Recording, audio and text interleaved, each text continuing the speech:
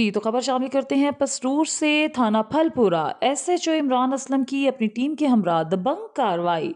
थाना फलपुरा एसओ इमरान असलम ने press conference के दौरान बताया कि मुराद हुसैन उर्फ मुरादी खतरनाक डकैत गैंग के खिलाफ पुलिस की कार्रवाई से 3 रुकनी डकैत गैंग जदीद टेक्नोलॉजी को बुरेकार लाते हुए गिरफ्तार कर लिए गए।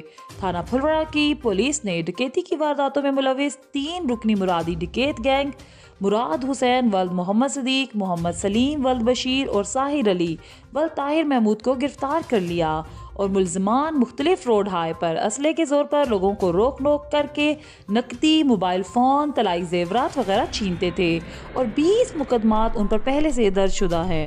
मुलजमान के कब्जे से 3,30,000 शहरियों से छीनी हुई नकदी, करेंसी, 4 अदर मोटरसाइकिल्स, 3 अदद बालियाँ, 4 अदर मोबाइल फ़ोन, पर्स और नाजायज़ असला, राइफल 30 बोर, 2 अदद पिस्टल बमा गोलियाँ बरामद कर ली गईं। रिपोर्ट इमरान कैसर, ब्यूरो चीफ।